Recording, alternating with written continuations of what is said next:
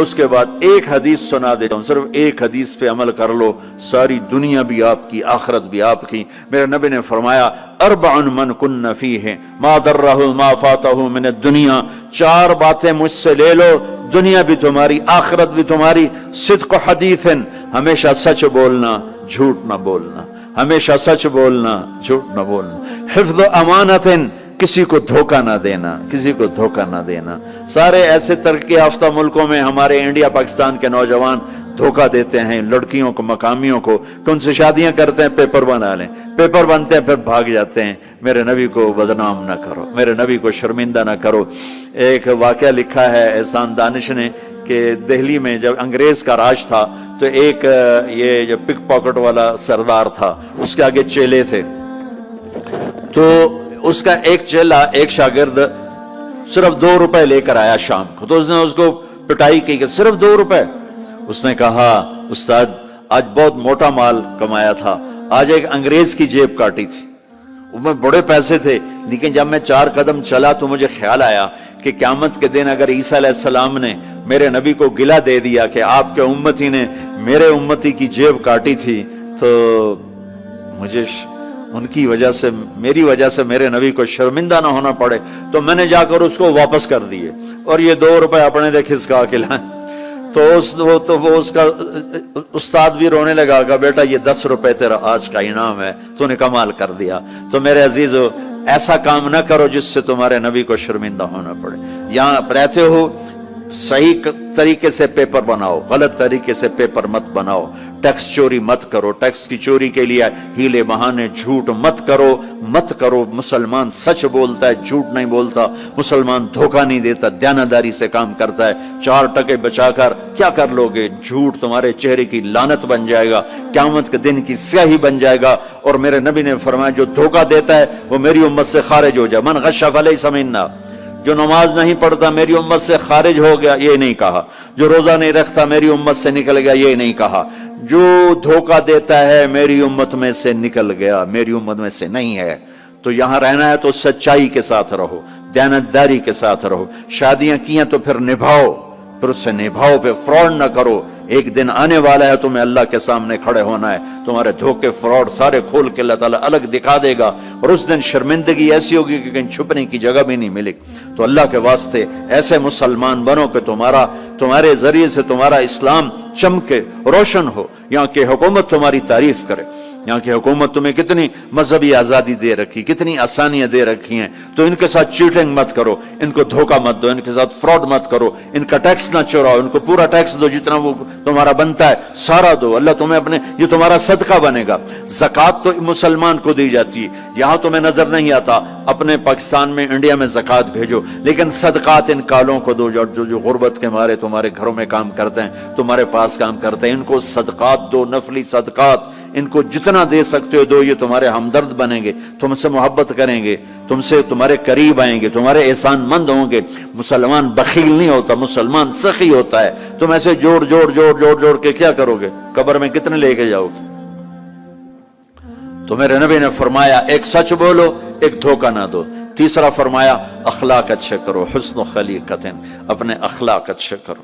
اور چوتھا فرمایا عفت فی طعمت، رزق حلال کمانا، حرام نہ کمانا۔ یہاں آ کے شراب کی دکان نہ کھول بیٹھنا کہ پیسے زیادہ بنتے ہیں، آگ لگا دو اس کمائی کو جس پہ تمہارا اللہ ناراض ہو اور اللہ کا رسول ناراض ہو۔ تمہارا ایک رینڈ جو حلال کا ہے تمہارے لاکھوں حرام کے رینڈ سے زیادہ اللہ کو محبوب اور پسند ہے، اور اس میں زیادہ برکت ہے۔ حرام کھا کے نہ کوئی سکھ کی نیند سوتا ہے، نہ سو سکتا ہے۔ اللہ کو بھولا کے نہ کسی نے چین پایا ہے، نہ پا سکتا ہے۔ یہ 4 باتیں آپ لے لیں، میں لے لیں، تو ہماری زندگی یہ بھی خوبصورت، وہ بھی خوبصورت۔ سچ بولنا، سچ بولنا، کسی کو دھوکہ نہ دینا، دیانتداری، اخلاق اچھے کرنا، اخلاق اچھے کرنا، رزق حلال کمانا۔ حضرت سعد بن معاذ بیٹھے تھے، ہمارے نبی کی نظر پڑی ان کے ہاتھوں پر، ہاتھ بڑے سخت تھے۔ آپ نے کہا تیرے ہاتھ کیوں سخت ہیں؟ کہا جی بچوں کے لیے روٹی کماتا ہوں تو ہاتھ سخت ہو گئے۔ تو آپ نے ان کے ہاتھوں کو پکڑ کے بوسہ لیا ایسے اور فرمایا بچوں کو حلال کھلاتے جو ہاتھ ایسا ہو جاتا ہے اس پہ جہنم کی آگ حرام ہو جاتی۔ ہماری تو کمائی آپ کی کمائیوں میں سچ اور دیانتداری ہو تو اللہ کی قسم 24 گھنٹے نماز لکھی جائے گی. پانچ نمازیں نہیں لکھی جائیں گی, 24 گھنٹے کے سجدے لکھے جائیں گے. کام میں, جاب میں, شاپ میں, کاروبار میں, اپنی ملازمت میں اگر آپ سچائی اور دیانتداری والے ہو تو آپ کا ہر لمحہ خوبصورت. کھانے پہ بیٹھو 2-3 لقمے اپنے ہاتھ سے کھلا دیا کرو. کہنے لگا اس سے کیا ہوگا؟ میں نے کہا یہ تو تم بعد میں دیکھو گے کیا ہوگا, تم کرو تو صحیح. کوئی 2 ہفتے گزرے, میری اس کی اچھی دوستی تھی, اللہ اس کی بخشش فرمائے, تو فوت ہو گیا. میں نے پوچھا, اس کا فون آ گیا نا, تو میں نے پوچھا وہ میری بات پہ عمل کیا؟ کہنے لگا نہیں. میں نے کہا کیوں؟ کہنے لگا شرم آتی. میں نے کہا لڑتے ہوئے شرم نہیں آتی؟ بولا عورت بھی کوئی ذات ہے جس سے لڑا جائے. وہ غصے میں بھی آئے تو کمزور ہے, کمزور سے درگزر کرنا ہی انسانیت ہے. میرے نبی نے فرمایا شریف آدمی بیوی سے دب کے چلتا ہے اور کمینہ آدمی بیوی کو دبا کے چلتا ہے. تو میں کمینہ بن کے نہیں رہنا چاہتا, میں شریف بن کے رہنا چاہتا ہوں. یغلبہن اللئیم ویغلبن الکریم لان اکون مغلوبا کریما احب علی من ان اکون لئیما غالبا. سبحان اللہ. تو میں شرافت والا بننا چاہتا ہوں, کمینہ نہیں بننا چاہتا. میں نے کہا تمہیں لڑتے ہوئے شرم نہیں آتی؟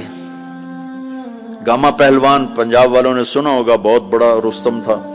وہ پارٹیشن کے بعد پاکستان آ گیا لاہور, تو سبزی لے رہا تھا تو بھاؤ تاؤ پہ کوئی ہو گیا جھگڑا, تو وہ دکاندار کے پاس گلاس, اس نے گلاس اٹھا کے مارا گامے کو, اس کے یہاں لگا, خون نکل آیا.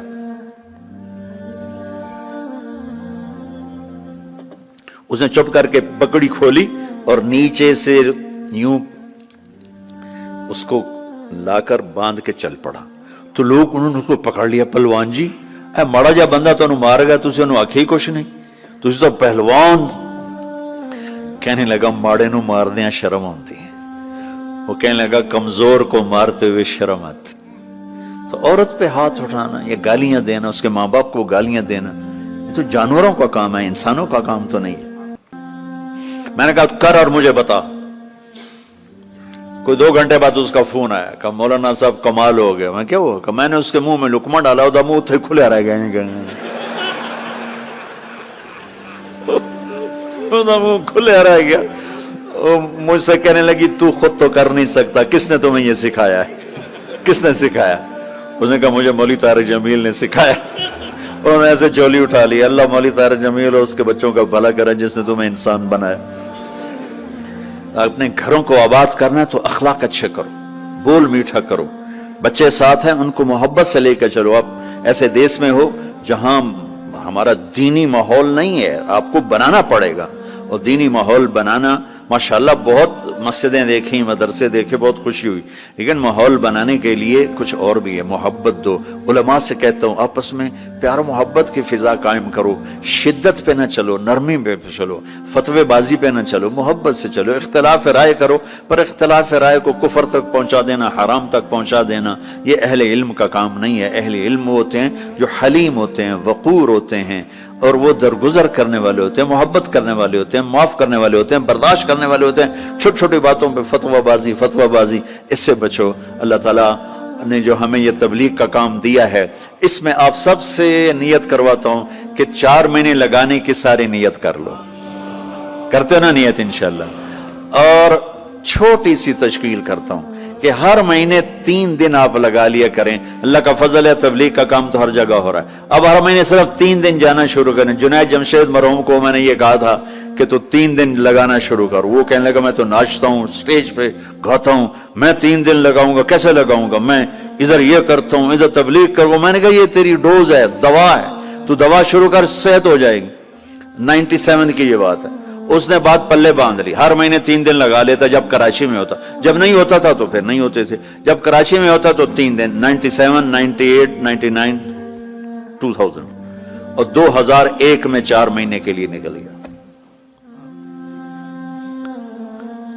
تو آپ سب مجمع ماشاءاللہ نوجوانوں کا ہے, 3 دن لگاؤ گے, ٹھیک ہے نا؟